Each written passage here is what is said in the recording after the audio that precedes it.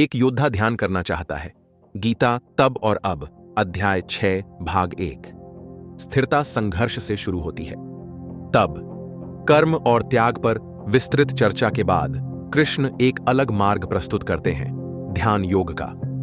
मन को जीतने का मार्ग, आत्मा को जानने का तरीका, भीतर की गहराई में उतरकर पूर्ण शांति में स्थित होकर। लेकिन अर्जुन अब भी संशय में है। वह कृष्ण की बातों को सुनता है, समता, मौन, स्थिरता। वह सुनता है कि इंद्रियों को संयमित करना है, मन को नियंत्रित करना है, सभी प्राणियों में स्वयं को देखना है।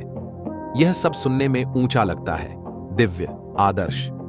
पर फिर अर्जुन एकदम ईमानदारी से, थोड़े निराश भाव से वही सवाल करता है जो हम में से हर कोई कभी ना कभी अनुभव करता है। हे कृष्ण, यह सब सुंदर लगता है, पर मेरा मन, वह भटकता है, वह तड़पता है, बंधन नहीं मानता। वह अस्थिर है, बलशाली है, बलपूर्वक खींचता है। उसे नियंत्रित करना हवा को पकड़ने से भी कठिन लगता है। और कृष्ण इस बात को नकारते नहीं, वे सहमति जताते हैं। हां अर्जुन, मन वास्तव में चंचल है, लेकिन अभ्यास और वैराग्य से उसे वश में किया जा सकता है। आसान नहीं है, तुरंत नहीं होगा, लेकिन धीरे धीरे निश्चित रूप से होगा। अब आप ध्यान करने बैठते हैं। आपको शांति चाहिए, बस 5 मिनट का मौन। लेकिन जैसे ही आप आंखें बंद करते हैं, विचार पटाखों की तरह फूटते हैं। बिना जवाब दिए गए ईमेल, अधूरी टू डू लिस्ट, पिछले हफ्ते की असहज बातचीत, आने वाले भविष्य की चिंता, सब एक साथ भीतर आकर बैठ जाते हैं। शांत होने आए थे, लेकिन भीतर का दिमाग आपको खींच कर बाहर ले आया। आप करवट बदलते हैं, गहरी सांस लेते हैं, फिर कोशिश करते हैं, बार बार। लेकिन यह जैसे धुएं से लड़ना हो। हर बार जब लगता है कि अब स्थिरता आई, तभी वह फिर छिटक जाती है। और आप सोचते हैं, शायद मैं ध्यान के लायक नहीं, शायद मेरा मन ही टूटा हुआ है।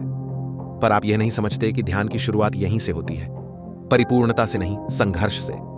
तब अर्जुन एक ऐसा साधक है जो हर युग में दोहराता है, शरीर से शक्तिशाली पर भीतर से डगमगाता हुआ। उसका प्रश्न हमारा प्रश्न है, क्या यह मन कभी शांत हो सकता है? और कृष्ण का उत्तर उतना ही करुणामय है जितना ठोस। हां, मन अशांत है, लेकिन यह कोई दोष नहीं, यह उसका स्वभाव है। फिर भी उसे साधा जा सकता है, बलपूर्वक नहीं, पर अभ्यास से, धैर्य से, करुणा से। कृष्ण परिपूर्णता की अपेक्षा नहीं रखते, वे प्रयास का सम्मान करते हैं। वे अर्जुन से कहते हैं, अगर साधक असफल हो भी जाए, गिर जाए, भूल जाए, तो भी उसका प्रयास व्यर्थ नहीं जाता। आत्मा सब याद रखती है।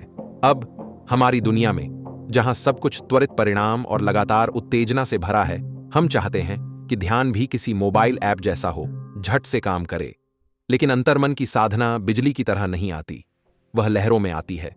प्रयास, असफलता, विराम और फिर लौटने की प्रक्रिया में। शांति विचारों की अनुपस्थिति नहीं है, वह दो विचारों के बीच की वह रिक्तता है जो धीरे धीरे फैलती है जब आप प्रयास करना छोड़ देते हैं और साक्षी भाव में आ जाते हैं। जब आप मन से लड़ना बंद कर देते हैं और उसे समझना शुरू करते हैं, बिना दोष दिए, बस ध्यान से, प्रेम से। ध्यान किसी भागने का माध्यम नहीं है, यह अपने साथ बैठने की कला है, इतनी देर तक, जब तक आपको यह एहसास न हो जाए कि आप शोर नहीं हो, आप वह चेतना हो जो शोर को देख रही है। तब कृष्ण एक व्यावहारिक पथ बताते हैं, कोई कठोर नियम नहीं, बल्कि संतुलन का मार्ग। वे एक योगी की बात करते हैं जो आहार, निद्रा, वाणी और कर्म को संयमित करता है, जो शांत स्थान में बैठता है संभव से, जो भीतर बार बार लौटता है जब तक मन की लहरें शांत न हो जाएं और आत्मज्ञान प्रकट न हो। यह कोई चमत्कारी सूत्र नहीं है, यह एक जीवन शैली है, एक जीने का तरीका, जहां संतुलन पवित्र है और दोहराव शक्ति है। अब शायद आपने ध्यान की कोशिश की है और शायद आपने खुद से कहा, यह मुझसे नहीं होगा। लेकिन एक राज है, शुरुआत में किसी का भी मन स्थिर नहीं होता। यहां तक कि अर्जुन, जो एक योद्धा था, ध्यान और अनुशासन में प्रशिक्षित, वह भी अपने मन से संघर्ष कर रहा था। तो फिर आप अपने संघर्ष को असफलता क्यों मानते हैं? संघर्ष ही शुरुआत है, बेचैनी ही प्रवेश द्वार है। स्थिरता मिलती नहीं, बनाई जाती है, सांस दर सांस, दिन दर दिन।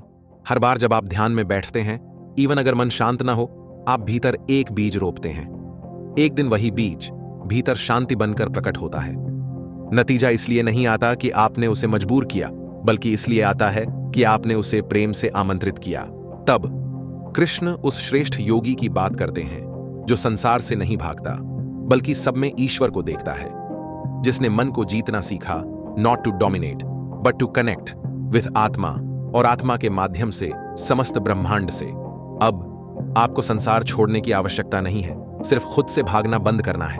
बैठ जाइए, आंखें बंद कीजिए, विचारों को आने दीजिए, उन्हें देखिए, उन्हें स्वीकार कीजिए और धीरे धीरे वही मन जो आज भटकता है आपके साथ बैठना सीख जाता है। स्थिरता कोई मंजिल नहीं है, यह एक संबंध है आपके और आपकी आत्मा के बीच।